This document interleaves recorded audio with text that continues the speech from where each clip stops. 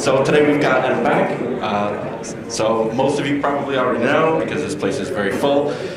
Just in case anybody can't get in, there is a stream going on, World Crypto Network on YouTube, in case anyone needs to. All right, never mind.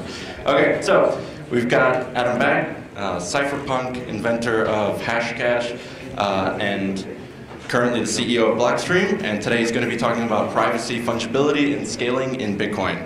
So let's give him a round of applause.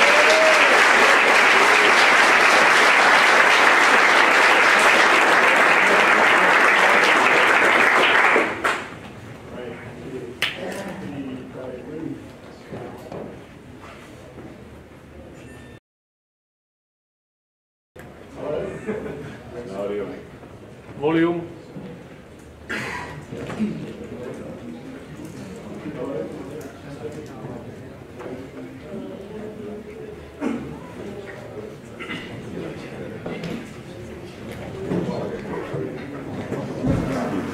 Okay.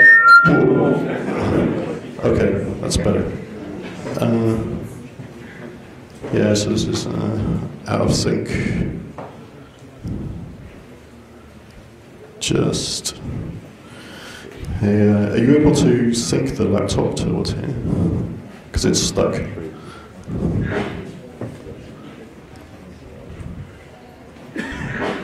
Like, that's stationary. Never mind. Okay, so,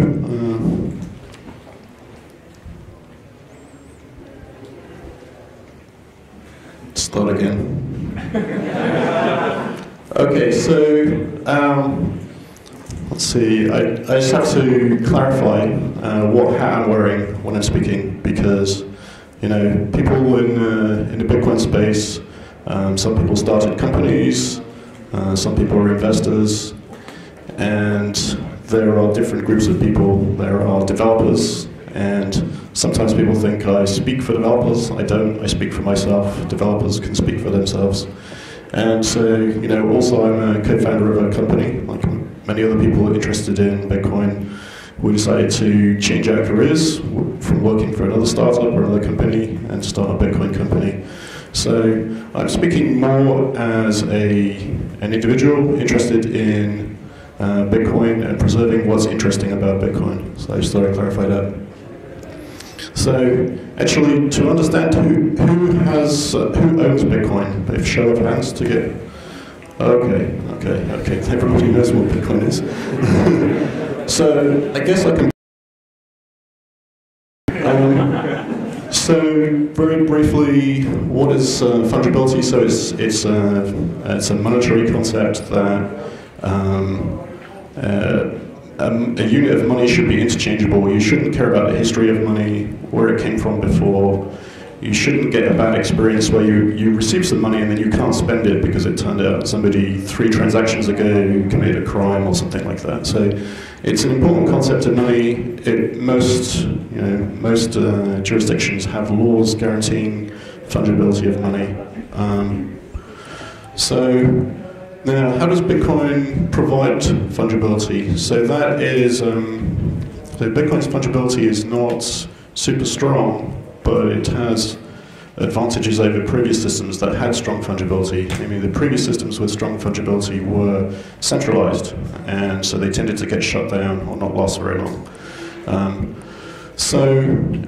What guarantees fungibility in Bitcoin is basically that mining is decentralized. It means that if one authority in one country decided to ask all the miners they could identify and influence in their country not to mine a set of transactions, well, sooner or later somebody else would mine your transactions. A guy in his garage in that country or somebody in another country. And miners are also anonymous, so it's quite hard to control what they're doing. And so while the coins themselves are kind of anonymous, they are linked because they all have a transaction history apart from the freshly mined coins. So freshly mined coins have much better privacy, but once you start spending them, there's a history and you get some privacy from the ambiguity between, there's change made because the coin may not have the right value, so then you have to spend a whole coin at once when you look at it in detail. And so when you make a payment, you're also paying yourself change, and that side effects, that's a side effect of tending to link all your coins together in a wallet, because you'll use a collection of change to prevent and to hide the values of the transactions. So confidential transactions. At Blockstream, we implemented that confidential transaction feature in a sidechain. It's something that maybe there'll be interest to see in Bitcoin in the future. We're pretty excited about it because it has some trade-offs. It's quite big. The transactions are a couple of kilobytes instead of 100 bytes or something like that for this proof part versus a normal transactions overhead. So that's another example of privacy and fungibility. You get much better privacy and fungibility from a technology like confidential transactions, but it uses a lot more space, and using more space makes things scale less well because you have to broadcast more data around the world. So it seems to me that a lot of the debates about scaling Bitcoin in different ways come down to what do we think is useful about Bitcoin? What's differentiated? So the way to answer that question is, if Bitcoin was offline, and it doesn't happen because it's always on and there are lots of people running miners and so on, but if it was offline, is this transaction you're about to make one that you would not make? You have no other way to make it. And we can think about what those things are. So things like bypassing capital controls, you're not allowed to make the transaction. You live in a country with unstable currency, with hyperinflation, or you don't have a bank account and you want to make an online payment. You want to make a politically sensitive payment, like a donation to WikiLeaks or something. You want some privacy. You're buying something that you don't want to advertise to the world you're buying. It's some kind of grey market payment, which may or may not be illegal, but in any case, even grey market businesses, which are legal, often have trouble obtaining and maintaining bank accounts, or even transacting with PayPal or something like that. Asset protection, so somebody can't seize your assets if they can't find them. So Bitcoin is good for that too. And it's sort of a combination of features. It's a form of bearer ownership, and that's what gives it self-sovereignty. There's no trusted third party involved in your ownership. So why does decentralization matter in all of this? So that's because I think there are a number of factors, but I think an interesting one is that being able to validate the transaction history is what allows you to not have to trust anybody else, and what makes Bitcoin bearer. Another thing that I mentioned just a minute ago is that decentralization in mining is what makes Bitcoin fungible, guarantees that your coins will be spendable. They won't get blocked as being undesirable or lower fungibility in some way. And a really important one, which is basically a history of why Bitcoin is here, and all of the previous attempts at privacy, anonymous electronic cash are all dead and gone, and that is that decentralized systems are more survivable. There were previous attempts at electronic cash, but they were run by companies with centralized databases, and the companies went out of business or got shut down. With recent developments in China, this is a number of people who had looked at previous generation privacy systems, like Tor and anonymous remailers and so on, considered that it's not hypothetical that a government would seek to shut something down, and so we should care to make it robust in a technical sense. And so I think the action in China, with China officially banning Bitcoin to some extent, I think they're blocking ports and they close down the exchanges. It shows that it's not hypothetical. So if we have weak decentralization, governments can and will try to influence things. And so if things are very centralized, then there will be side effects. So I talked about self-validation. So I think it takes a while to fully appreciate what the design of Bitcoin does. And one of the interesting parts of Bitcoin is this idea that everybody can, if they want, if they're a power user or they decide they have an interest to do it, they can run a full node.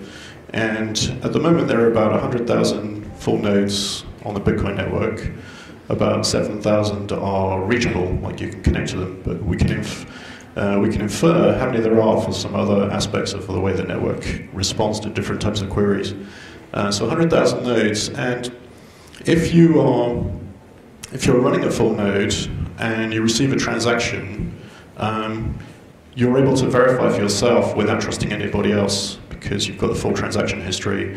Whereas if you don't run a full node, you use an SPV wallet or some smartphone wallets are talking to a server, you're to some extent trusting the server or trusting the miners or trusting other people to validate. And so you don't really have a bearer asset. You know, if you take it to the extreme and it becomes more and more centralized, then you fall back to a normal bank account situation where you're completely trusting somebody else. So it's important to know that full nodes check all the transactions. Smartphones don't check the signatures. They don't really check much, and they generally can't check much. So some of the smartphone wallets allow you to configure your smartphone wallet to connect to a full node. So you can connect it to your own full node, optionally over Tor. And the Green Dress and Samurai wallets have that configuration option. So it's a nice way to get some extra privacy and to have more guarantees. You know, particularly if there's a lot of activity around forks and you don't know what's going to happen on the network or how well your wallet provider will manage the fork or what decision they'll make. You can use this kind of wallet, and then if it's connected to your node, you'll have control over which network it's looking at yourself.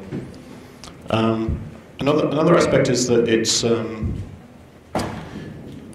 economic nodes are what are important. So if somebody were to just run, you know, a node or 100 nodes in Amazon's cloud service, it doesn't really do very much if there's nobody relying on them. What makes your full node secure the network is that if you receive a payment and your full node tells you it's invalid, you will reject the payment, and that will alert other people upstream that something's wrong, right? So if the person you're interacting with tries to pay you and you say there's something wrong with your transaction, and they have a smartphone wallet, then they'll go to their service provider and say, you gave me an invalid transaction, I want my money back or something. So it's that collection of full nodes that enforces, that provides security on the network. So I encourage full node ownership. It also makes Bitcoin very hard to hack. So centralized systems, you know, there are a few servers run by a few companies like a bank or like PayPal or something. And basically if they were hacked, and it happens now and then, they can create money from nothing, or the hackers can take money from nothing, that kind of thing. But with Bitcoin, to fully hack Bitcoin, you have to hack all the nodes, and there are 100,000 of them, and 7,000, and only 7,000 of them are directly connected online. So it's very hard for somebody to hack it all.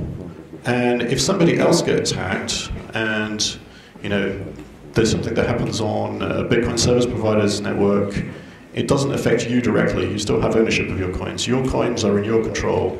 And so if that, you know, exchange or other service gets hacked, you will be protected. Hardware wallets are better than software wallets for large amounts, but basically if you've got control of your own private keys, then other people getting hacked doesn't affect you. And so that kind of decentralized verification means that, you know, it's not just a few central servers, but everybody's verifying, well, not everybody, but, you know, enough people are verifying to provide assurance. So in the example I gave where if somebody sends you a transaction and they're using a smartphone wallet and you receive it and you say it's invalid, you're providing a security service to them because you're alerting them earlier. If nobody noticed for a week, then it could be disastrous. And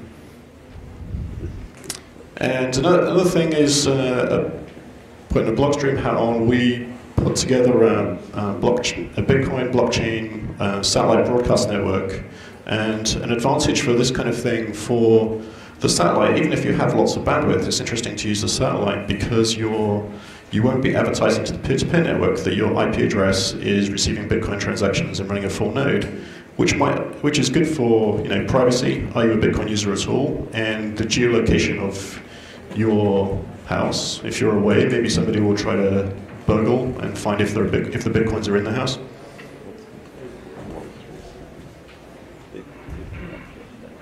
Oops. Wrong button.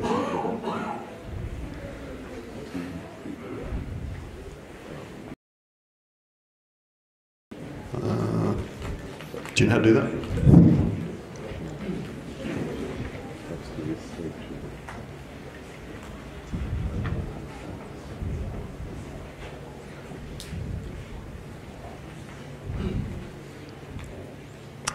So next thing I was going to talk about scaling. So scaling decentralized systems is more difficult, and that's because Bitcoin, I mean, in general, scaling decentralized systems is more difficult. So if you want to scale a central server system, you just buy a bigger server, you rent more bandwidth, and if you have a if you have a peer-to-peer system, it's much more difficult to do that. In the Bitcoin case,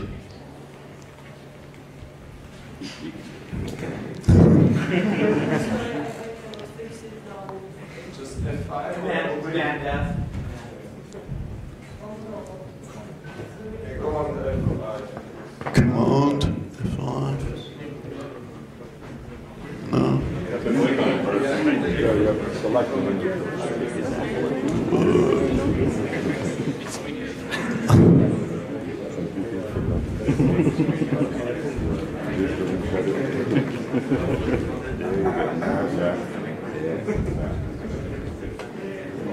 I hate this place.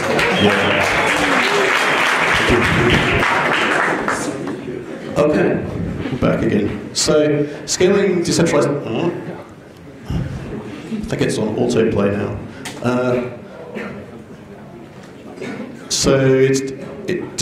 Scaling decentralized systems is difficult in general, and in particular, Bitcoin is broadcasting all the transactions. So every full node sees every transaction. So it scales worse than linearly. If you add more full nodes, you get more traffic, and it uses more and more bandwidth, and makes it more and more expensive to run full nodes.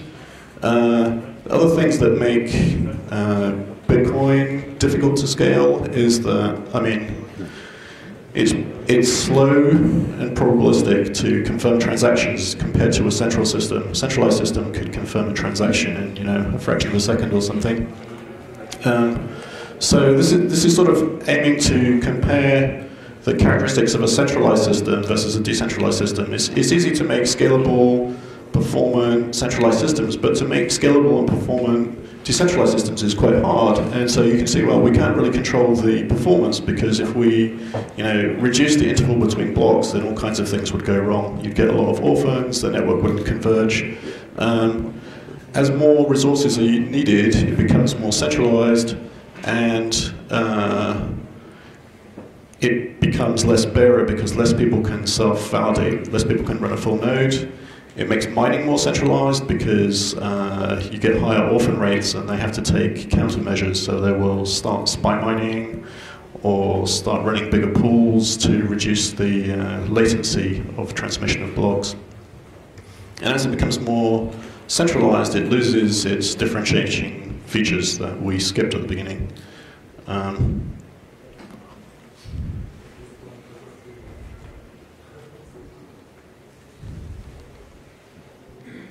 Okay, yeah, so I talked about the fact that as you get, it scales worse than linear. So once there are different, for people who are programmers, you all know about big O complexity, and a bubble sort is horrible and quicksort is better, and you've got to choose the right algorithms.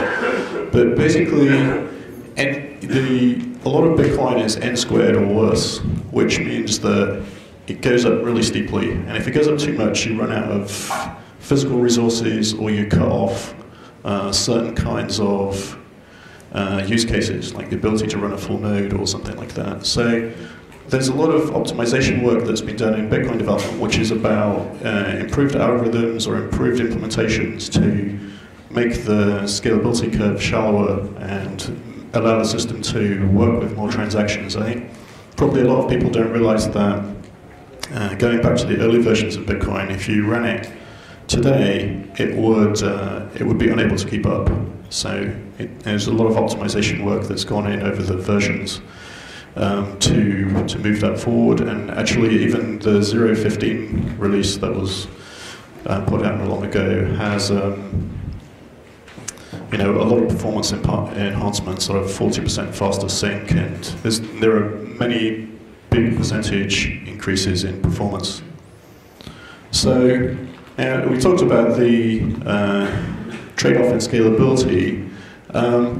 So to take a sort of binary case on it, because as I said, as you push scale further, you get centralization, and it has side effects, but it's not a binary effect, right? It's a spectrum. So when we can look at what do we want to optimize for is, well, what is the binary decision? So today we have the Bitcoin we are interested in, which is permissionless and uncensorable. And that's its kind of unique differentiator, I would argue. On the other end of the spectrum, we could have something that's cheap and centralized. But I think if you had something that was cheap and centralized, but wasn't permissionless, wasn't uncensorable, wasn't unfreezable, it's not nearly as interesting. And also, there's a lot of competition in that space. There are debit cards and paper cash and PayPal. If you have no differentiating features versus them, you won't tend to win. And lastly, it's not really necessary, because you can build centralized and semi-centralized systems on top of decentralized systems, but you can't do it the other way around. So as to say, you can build a hosted wallet, or you can build a federated blockchain, or a sidechain with lower security and more centralization, but as a trade-off for people who are maybe doing something where they don't need strong privacy, or don't need high unseizability because it's a small value, or something like that. So another argument is that if we look at previous systems, there is an effect which is a sort of reversion to the status quo. So a topical example is PayPal, which started many years ago as a bearer eCash system on some kind of a PDA mini tablet thing, and it started out to disrupt banking and be an electronic cash system, but it eventually became basically a bank. And actually, in many ways, PayPal's policies are more onerous than banks in terms of having permission, getting your account frozen, and spending 6 months trying to get it unfrozen. And obviously, you need identity to use it, because to open it, you have to often sort of authenticate with a bank account. Now, why they do that? I mean, they don't want to make it like that, but they're centralized, and they're forced to do a lot of things by regulation. So one of the downsides of centralized systems is they're more immediately impacted by regulation. And they're doing it for fraud management, and that's because their payment system is reversible. So they're connected to the regular financial system, which is reversible if there is fraud or enough demand to do that. And so they were forced to deal with the fraud management. And so then they present the users with lots of intrusive questions and will make mistakes in their fraud management. But centralized is cheaper and simpler to scale. So people who are pragmatic and want to provide a service cheaply will tend to build centralized things. But I argue that it's not necessary to do that. You can build things on top or things to one side that do that. But to build those things is work. I mean, it's not nearly as hard as scaling Bitcoin itself, but somebody has to write it and it has to be secure. And so I argue that this is where the block size debate comes from, which is basically that nobody stepped up to build those things, the medium security things. And so the people who are using the network for medium security retail things that don't necessarily fully need or have high value from the uncensorability and so on, are pushing another way, which is that, so I mentioned confidential transactions, so they're more fungible, but they're much bigger. So that's a scale impact. Another type of privacy scale thing is that sometimes people will chop coins up into smaller amounts, so they'll make lots of 10th Bitcoin amounts, store them so that when they spend a coin, it's not linked to the other coin, or so that somebody can't tell from, if you put all of your Bitcoins on one coin, then your you know, how much you own is visible every time you spend a coin. So there were people, some of the old wallets had one address, and they completely reused the address. So every time you made a payment, it would tell somebody, hey, this is my bank balance in Bitcoin, basically. So splitting things up and having multiple coins per wallet, obviously that impacts scale, but it's better for privacy. But in theory, what's creating a privacy problem is the information that allows transactions to be linked. And in some sense, that linking information is extra information that we'd like to delete. So you could say that if we could find a way to delete that linking information, that would actually be good for scalability too, because we wouldn't have to store it and broadcast it. And that's actually what Lightning does. So it doesn't store all of the transactions in the blockchain, it just stores the set of transactions. Then the day-to-day transactions are routed between users, and eventually somebody will close a channel, and that also will go on a blockchain. But all the transactions in between are basically removed. They never get to the blockchain. So what are the technical limits to scale? I'd say the underlying thing is the centralization. If we didn't care about centralization, we could just build a big database and call it a day, right? Or we could put the block size up to a gigabyte, and then the only people who could run a full node would be in a data center on like local loop fiber or something. And that would also have the same characteristics as a database, essentially. So what the next limits are the latency, the speed of light. So with the latest block relay networks, it's pretty close to the speed of light. And the latency matters for a number of things. The bandwidth costs and the CPU cost. So to run a full node, your validation bandwidth cost has got to be not too high, or you might hit a bandwidth cap. And as a requirement for the system to be better and secure and have the properties that we found interesting, it has to be practical for a reasonable portion of users if they want to, or their power users or small businesses, to run a full node within a cost that they can cover and with the network bandwidth that's available and types of computers that are not too expensive. So another cost is so in the bandwidth topic, the initial sync is 135 gigabytes and growing at 5 to 10 gigabytes a month. And so the initial sync is something that's been optimized a lot historically. So it's now about 4 orders of magnitude faster than it was originally, so 10,000 times faster. And it's gone through sort of 10x, 10 times faster performance, rewrites of the sync protocol, that kind of thing. As the sync time grew, and then it got reset back to be faster. I think there's not that much left in terms of sync optimization, but 0.15 had about 40% improvement. Obviously, 1 megabyte is growing around 5 gigs a month, a little bit less, and 2 megabytes, if segregated witness was fully used, it would be more like 10. And so that number is just going to keep growing. So the coin database size, the UTXO size, is also an interesting one. It's the total storage required for the current coins that haven't been spent. The first number is all coins that were ever spent historically, and this is the current set of coins. So the problem is that the database size, it has to be accessed quickly, and so you want to cache a lot of it in memory, and the lookup algorithms are not linear, so as it gets bigger, if it gets twice as big, it will take more than twice as long, or if it gets twice as big, it will slowly get worse and take longer to access. It's just to do with optimized data structure to store it in.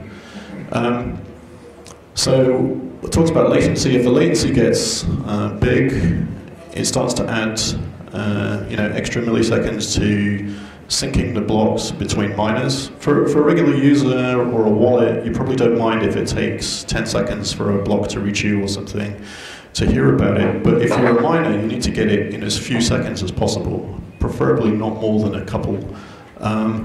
So there's a lot of work that goes into fast transmission of blocks, and at this point they are basically sort of network compressed, so the transactions are already sent, and then the block itself is just a description of which transactions that you've already seen belong in the block. So the block, like sort of 1 or 2 megabyte block, ends up being represented in maybe 10 kilobytes of data or less.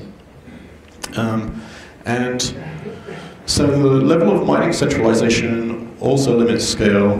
I would say if mining was more decentralized, people would be more comfortable about, pushing some things closer to the limit. But mining is, I think, most people would agree, quite centralized. And with China banning Bitcoin and closing down exchanges, and over 50% of mining being in China, that's something which is sort of more top of mind at this point. And what's been seen in the past when orphan rates have increased, because blocks went through different sizes. They were 250 kilobytes, and then they grew to 500 and things like that.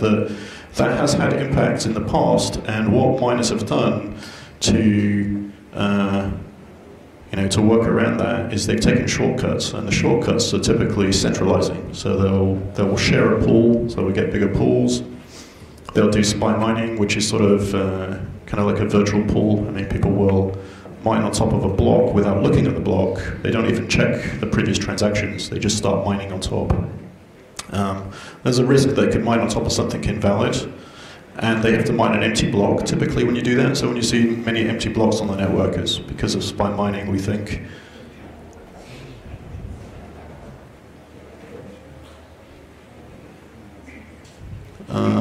Yep. So another interesting topic is what are people thinking about with how we make changes to Bitcoin. So I think most people would agree that the important things about Bitcoin are this fungibility, bearer guarantee, that you can self-validate it, that it's uncensorable, permissionless, unseizable, unfreezable, and that the number of coins shouldn't change. And then there are a number of things which are just functionality, like it should be secure and scalable and reliable, be fast and have a good uptime, and be backwards compatible. Now, you can't do all of those things at once, so there are trade-offs, but the way that Bitcoin sort of protocol research and development process works for people working on BIPs or working on different implementations is using the IETF model, and the technical consensus standard is something like there should be no valid technical objections that are not discussed and answered. So, somebody can say I don't agree, but if they can't explain themselves, or they can't give an argument that everybody else says, oh, that's a problem, okay, how do we fix that? Then it should go ahead from a technical level, and then the other level is, what do users think, what do companies think, what do miners think? And as an objective, that I think the idea is to improve the system while retaining all of the fundamentals and avoid eroding, so improve fundamentals of functionality without eroding the fundamentals. And it also tends to mean that opt-in things are preferred. So if you have a new feature that's opt-in and has value to a lot of users, but is not interesting to everybody, then people don't seem to mind as long as it doesn't detract from anybody else's enjoyment. So I'd argue we don't need to centralize in order to scale Bitcoin. We have, Lightning is in an advanced stage of development at this point. We can build less decentralized systems on top. And it's, I argue, a bad trade-off to make all of Bitcoin weaker, because then there is no guarantee. You want to build something. You want to build a house on rock, not on sand. So you want a secure base that you can build from, with good guarantees. So, yep. Is that done? Mm-hmm. Okay. All right. Thank you.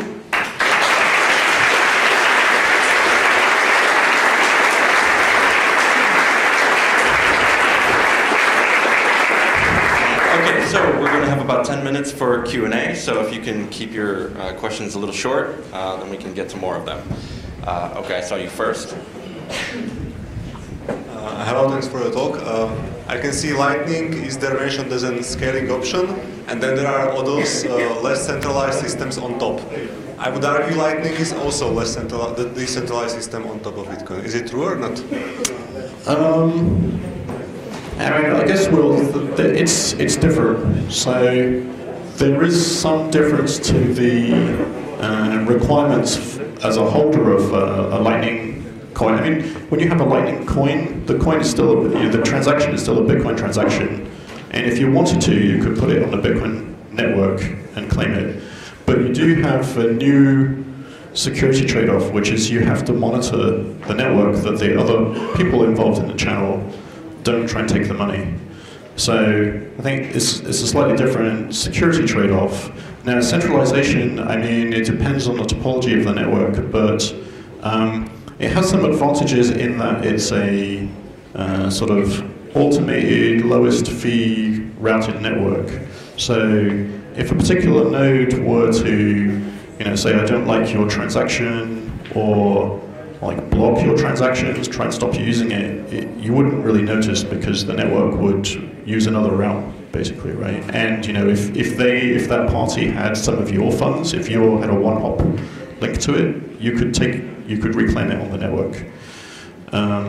So it is a bit different, but it still has a fairly good bearer guarantee. I mean, my guess is that you would maybe put the amount of money you would feel okay putting on a smartphone wallet in Lightning, and then if you have some savings, you would store them in not in a Lightning wallet, but on chain or something like that.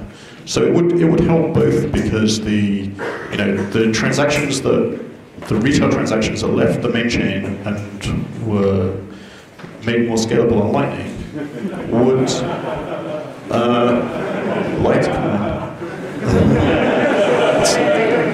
yeah. So I mean, right. So it should also provide competition between on-chain and layer 2. So it should make the main chain less, have more free space or lower transaction fees and things like that. Yeah, I wanted to ask, wouldn't a lot of the problems with scaling be solved with sharding? With what, sorry? With sharding. Sharding? Yeah. Yeah, I mean, the Ethereum guys have talked about sharding, but I think it's quite hard to do sharding securely. So if you're only validating part of the chain, so one idea is that, okay, you chop the chain into 100 parts. So Rusty Russell, who's one of the Lightning developers, before he got involved in Bitcoin, was trying to make a sharded blockchain to see how it would work. And he chopped the chain into 100 sections, and each node in the network, each full node would only validate 2 or 3 shards. But it has a risk, because if you're running a node, you're relying on other people to validate their shards, basically. So it does reduce the security guarantee a bit, and it's also complicated, more complicated. And I guess the question for miners, do miners have to validate all of it? Because the mining scalability is probably one of the worst problems. So it's not clear. If you allow miners, if you make a protocol where miners can mine on sharded information, occasionally the sharded information will be wrong because they didn't validate enough shards, and then they've mined invalid information, so then you have to deal with that as well. So I'm not sure that sharding helps directly. I mean, maybe somebody could make something work longer term. But I mean, a simpler, cruder form of sharding is you just make multiple sidechains. So you make this is what Paul Storz talks about with the drive chain thing, that you can make a Bitcoin-denominated sidechain. This is a drive chain, is a type of sidechain, and you can put your Bitcoins in it. And it's more centralized because it has large blocks, but it's a trade-off, and you opt to use it if that's okay for you, right? And so for many people, it's okay. They're not maybe just doing casual payments. They don't really need the guarantees. And maybe it's low value, so that's another way to do it, to build things. And a sidechain is also interesting because you can do sort of zero cash like transaction privacy things, which are much more private but high risk in terms of technology risk, that they might have a technology failure because it's bleeding edge technology. What are the risks of brute forcing a private key or duplicating a private key? Very low. I mean, it's I think it's the least. The previous electronic cash systems were looking to provide only sort of public key, private key guarantees. So they could say that, well, I mean, they make some big assumptions, right, that you trust the central server, but there's a problem with many cryptography things. They make an assumption, and the assumption is not very reasonable. So then you get sort of garbage in, garbage out effect. But basically, if you believe the assumptions, then it's considered to be basically impossible to, crack the private key or something. But of course, you do have to. There are risks like a bad run on the generator, or the key being online, getting hacked, or keeping it physically secure. So the hardware wallets are good, but I think there's not much risk of direct brute force of keys. Oh, hi there. How do you think the blockchain is going to be secure when the block reward goes away? Yeah, that's an interesting question. So, I mean, I think there's a couple of answers. One answer is that hopefully fees will pay for it. But if fees are paying, I mean, today I would say the scale is limited by technology, like how fast you can sync this block size globally within a second or less or something. And it's clear, I mean, a block size doesn't sound very big, but it's actually quite challenging to sync that much data globally quickly. So today I think we've got those bottlenecks, but in a future where those bottlenecks were overcome by technology that we don't have yet, like let's say provably secure snarks or something that could really minimize the data. A different question would be, well, if we had no technical scaling limit, should there be a limit anyway to create a market for fees? Because if we have an infinite block size, the fees will be zero, and there'll be no incentive to mine. So that would be a problem. Another answer that a friend of mine put forward is that maybe businesses that are running had like 1% of hash rate each or something, the top 100 companies, then maybe it's not exactly altruistic, but they want this, so they derive value from this system, so maybe they have an incentive to keep it operating and keep it secure. And it's still, it's still survivable, because if some of them go out of business, the other ones will take over, and individuals can do some too if they have savings and they want to contribute to security of the network. It's not as good from, today Bitcoin derives security from this factor, right? That we say it's not just that we're trusting 50% or whatever of the miners to be honest, but they don't get paid if they don't do honest work, so they have a financial incentive to be honest. And now that would go away if there are no fees and no reward. So it's an interesting situation. It's a long time away though, hopefully. So do you think that, is there a way to incentivize miners to mine side chains?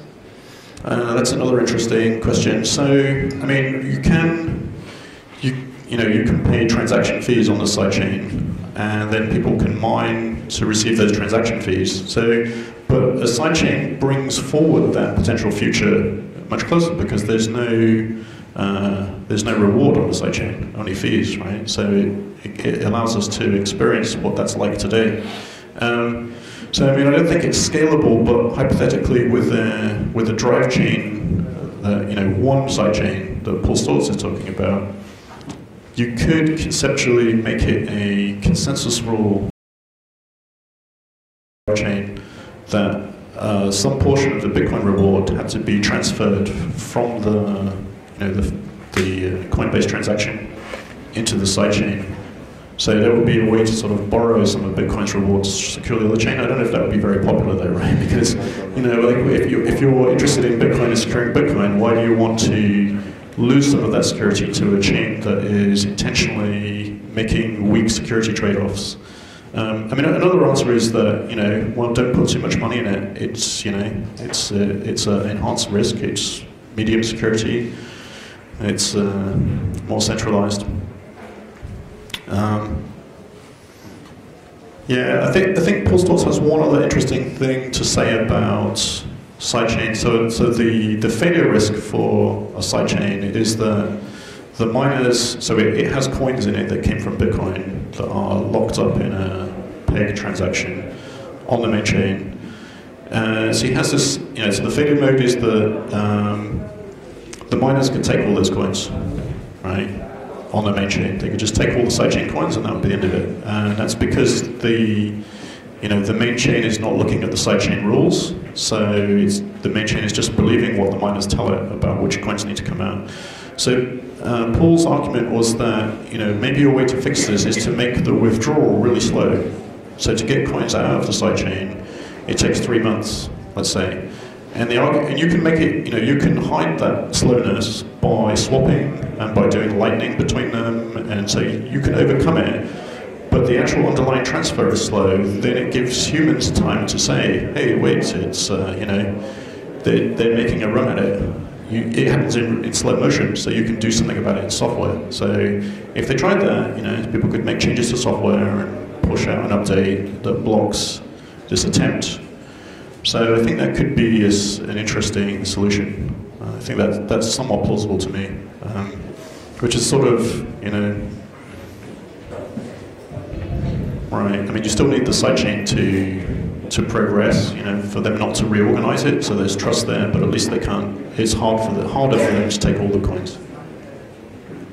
Okay, all right. That was the last question. We're out of time. So thank you again.